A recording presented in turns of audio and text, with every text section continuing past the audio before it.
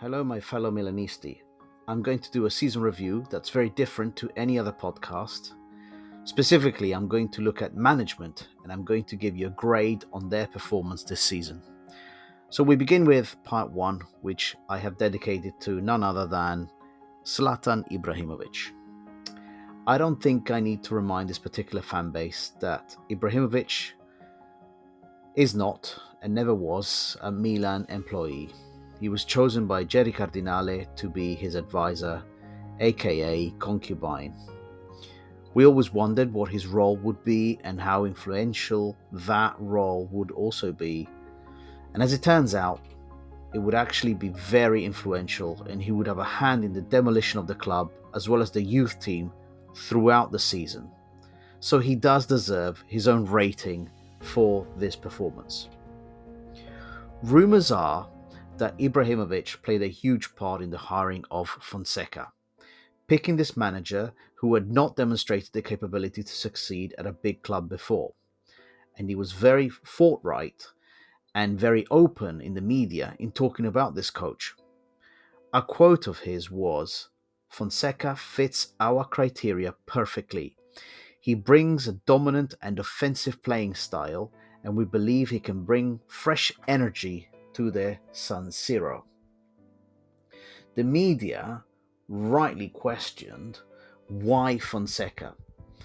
If you remember, the original choice was Lopetegui, but there was a huge uproar in the fan base against it, and we went to what appeared to be basically the next cheapest alternative. Truly, I don't think any of us were convinced. The Italian media pulled him up on it and said, "Ibra, seriously, why would you choose Fonseca?" And Ibra responded with, "We studied well, we studied the criteria, we want him to bring his identity to the players we have, and we want the team to play with a dominant and offensive style." The words dominant and offensive style were repeated over and over. I guess we weren't to know that what he meant to actually say was offensive to playing any type of football. The other aspect that was novel to this season was that Milan had announced the launch of Milan Futuro, a youth team that would be playing in Serie C. Ibrahimovic made a huge deal and came out to the press and said, "There is too much of a gap between the Primavera and the senior squad. Physicality is just not there. So let's get a team to play with adults in a lower league." Now, my particular concern was always that this might lead to players never seeing the first team, players not being given the chance to even become integrated with the first team. And it seems like the Italian press kind of thought the same way we did at Milanista 360. And they picked up on it and they asked Ibra, what about integration of players from the Futuro team? Let's say into the first team if they deserved it. Remembering, of course, the incredible example of players that came through very early, like Donnarumma, or even a more current player, Lamine Yamal. Now, Ibra was adamant that the answer to this quandary was also Paulo Fonseca. His comments were that Fonseca was committed to integrating young players into AC Milan's first team.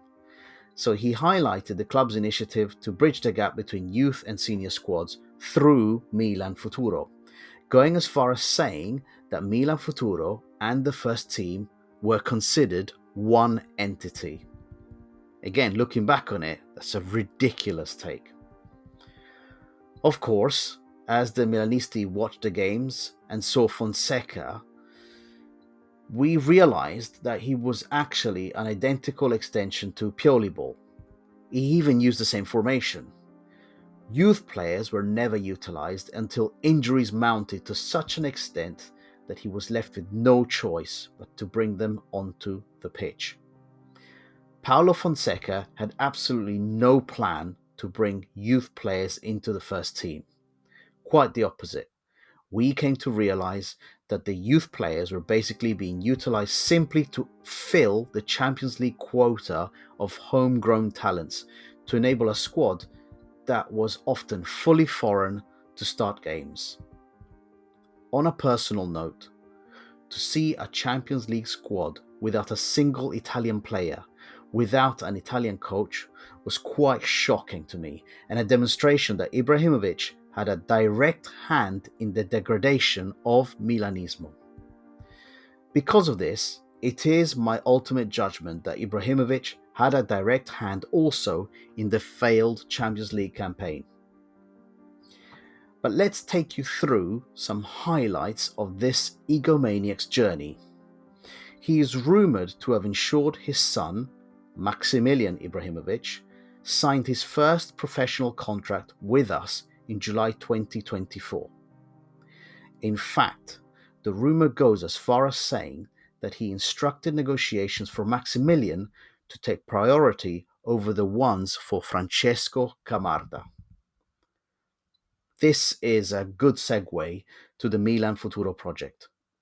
As we discussed in previous pods, he brought in his good friend from LA Galaxy, Johan Kurowski, a guy who had absolutely no managerial experience in Europe. Yet, on Ibra's advice, he became the sporting director of the youth section of Milan, and he proceeded to destroy it. Ibra went further than this and removed Abate as the Primavera coach. Rumours were that it was because of a personal conflict and the fact that Abate was refusing to prioritise Maximilian's position within the club. Ibra then came out to the press and said that Daniele Bonera, one of our former players, would take over the managerial role, spouting that he was a good candidate because he had worked previously with Pioli. Move forward to January 2025. The Milan Futuro squad was deep in the relegation zone with pretty much no hope to escape it, and Bonera was fired and replaced with Massimo Oddo. It was also followed by the acquisition of a couple of senior players, because of course, a problem was now recognised that you needed some seniority within the squad, because at the end of the day, Serie C does have adult teams who have the physical strength of adults, and you cannot just throw a bunch of children into it. Just to remind you, the Milan Futuro squad had the youngest average age of anyone within Serie C Group B that we played in. An interesting note, Massimo Oddo's contract expires in June 2025, so God only knows what continuity this project will have.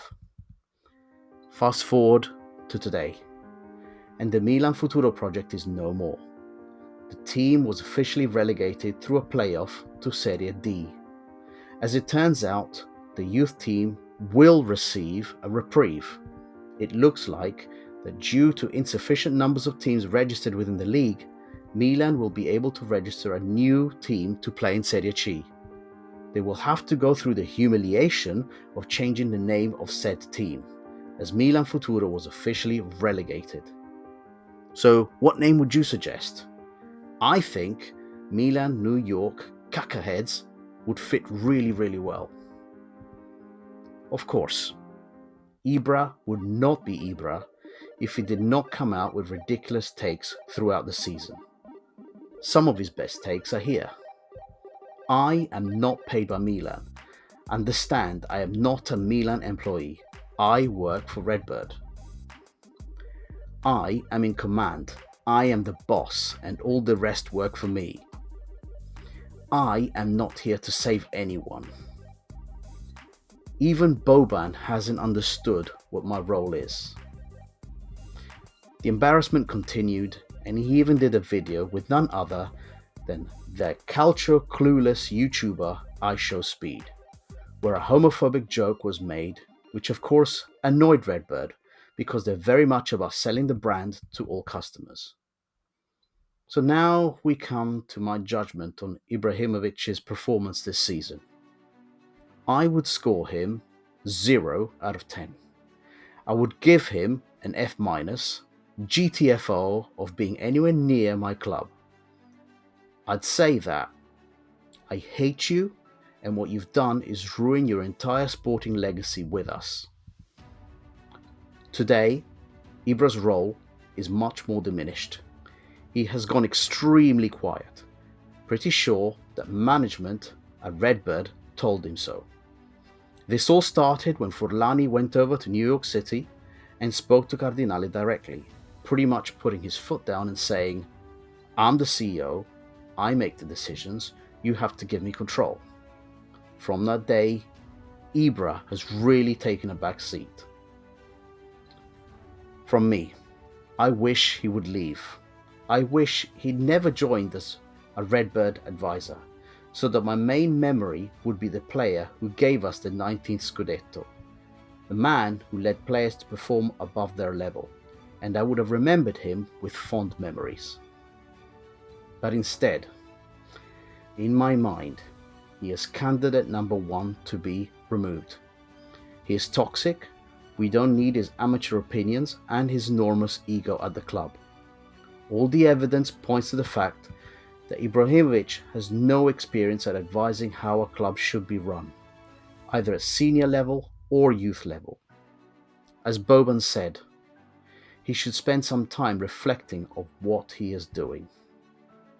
Of course, I have not even mentioned the GQ photo shoot. That is the ultimate demonstration of narcissism, and we don't need that associated to our club. Ciao tutti. I hope you're looking forward to part 2, where I'll be reviewing the season 4 Moncada and Scaroni.